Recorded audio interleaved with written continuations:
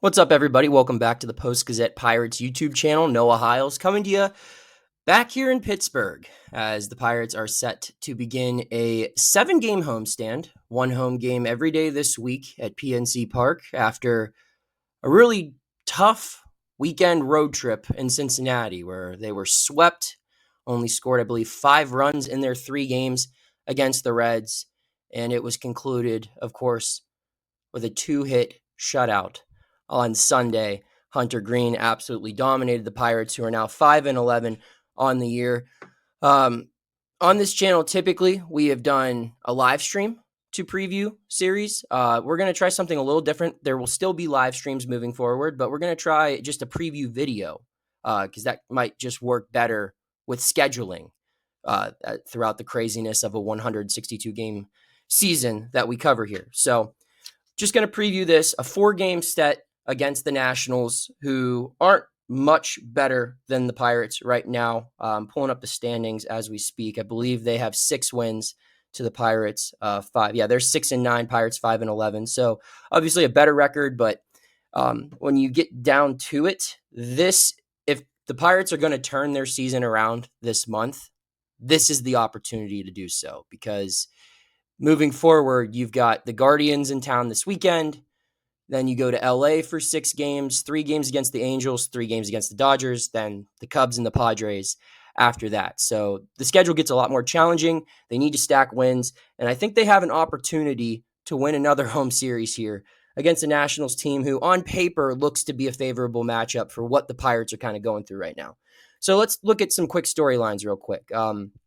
I think the first big storyline for this series is the arms that the Pirates have lined up for this one. When you're going through an early season slump, you want your best arms on the mound, and they have that here. Paul Skenes starts today, Monday, in the series opener, followed by Keller, then Mitch Keller, then Andrew Heaney, then Bailey Falter.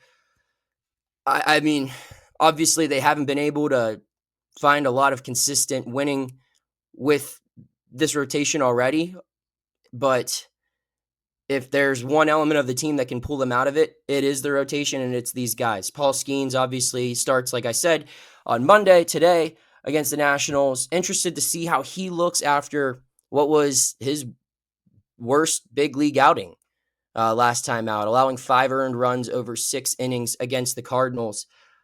Seeing how he responds to that will be fun to watch. Mitch Keller coming off a really good outing.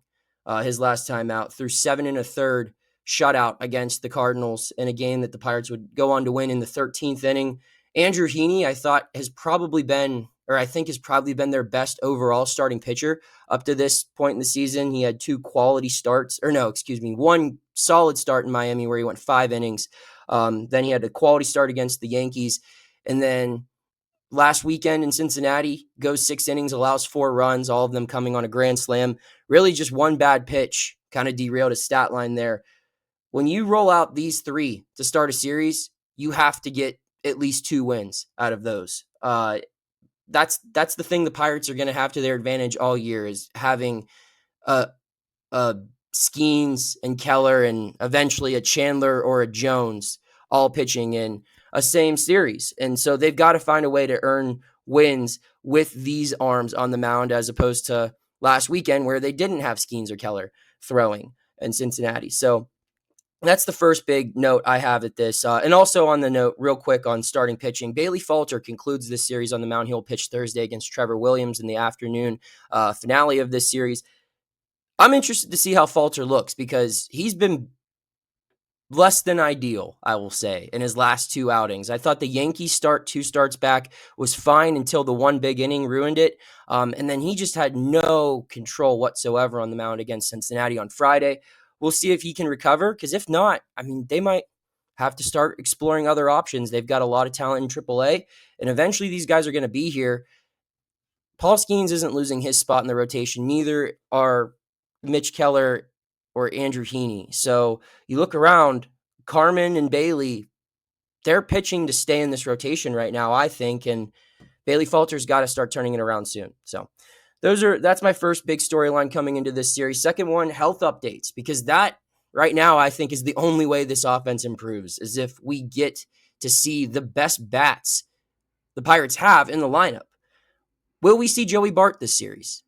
He was pulled after the first inning on Friday in Cincinnati due to his back locking up on him. We didn't see him Saturday. We didn't see him Sunday.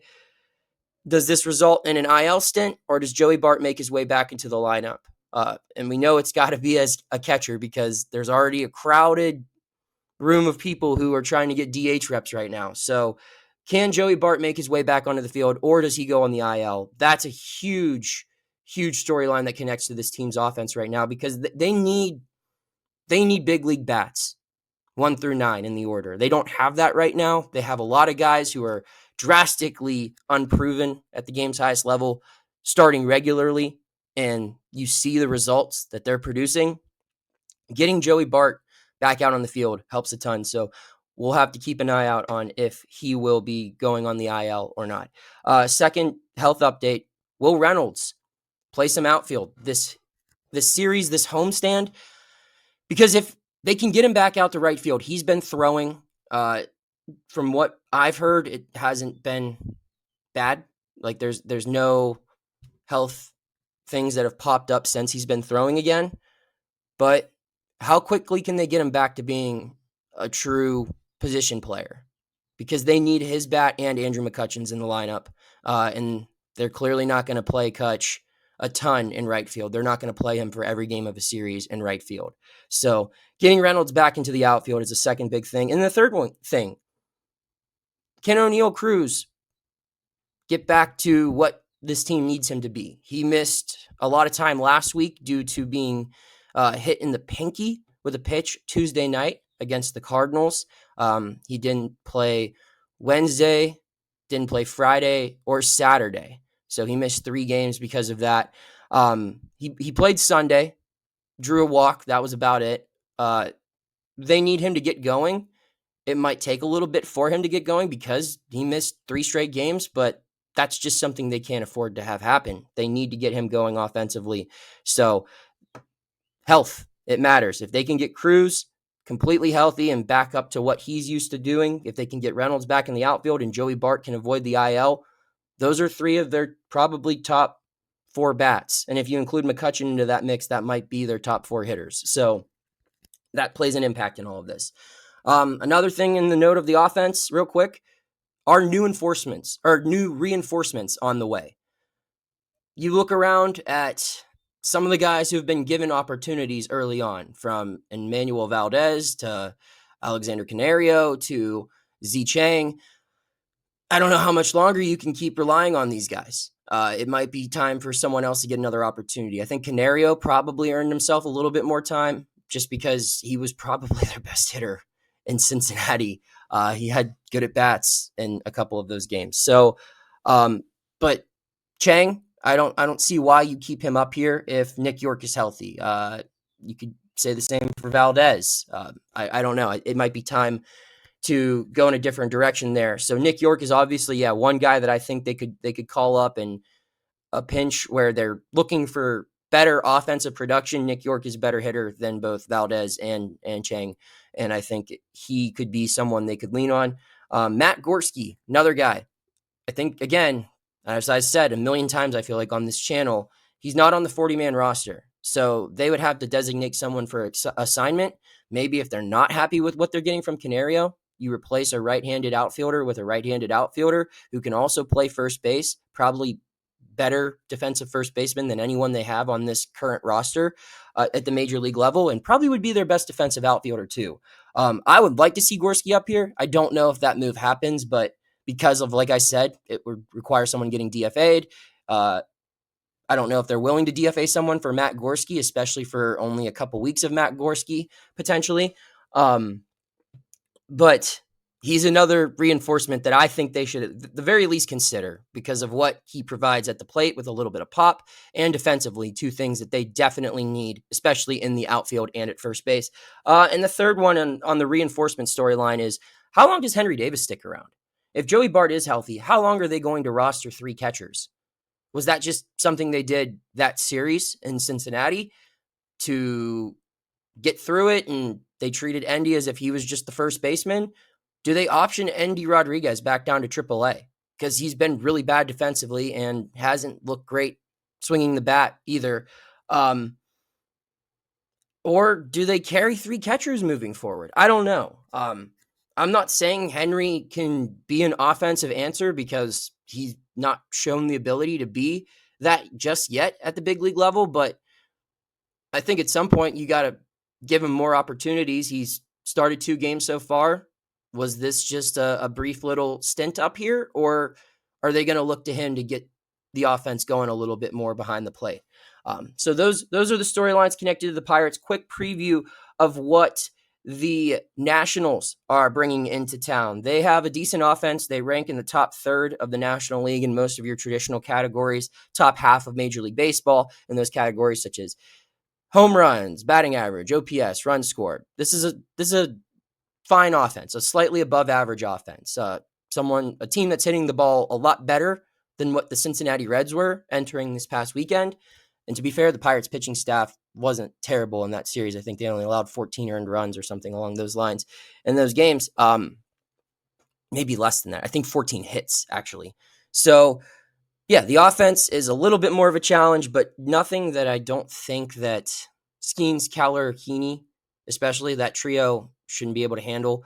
The advantage here for Pittsburgh who is by far and away boasting the worst offense in baseball, is they're running into a really bad pitching staff right now, a team that's struggling on the mound. They have the worst ERA in Major League Baseball, 5.15.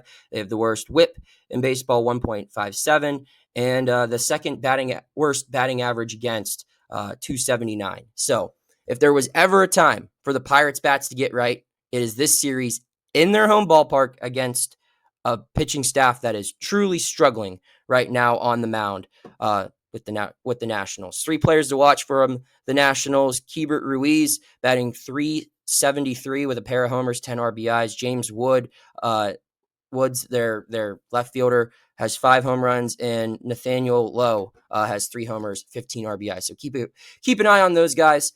I'm going to give a bold prediction for this series, but before I do, here's an ad from our sponsor, Greenwalt Roofing. Hey, Pittsburgh. When you think of great roofs, you think Greenwalt Roofing Company. With over 20 years experience, Greenwalt knows your roof is your home's first line of defense. From rain, wind, snow, and ice. That's why Greenwalt Roofing's standard for perfection is so important. You can trust that their team of experienced installers will treat your property like it's their own. When it comes to roof replacements, Greenwalt Roofing is Pittsburgh's only choice. Visit greenwaltroofing.com today or call 412-314-8882 to schedule your free estimate. PA contractor number 36262. All right, big thanks to Greenwalt Roofing for all of their support. My bold prediction for this series, I'm going to say Oneil Cruz, 2 home runs in this series. And if you're wondering about who wins, who loses, I'll say the Pirates split. They get 2 of 4 wins here against the Nationals. So that's my preview. Thanks for tuning in. Check out all of my work, as always, at post-gazette.com. Get yourself a digital subscription if you don't have one already. And also, subscribe to this YouTube channel if you don't already at PG Pirates. We'll have you covered throughout the whole rest of the season.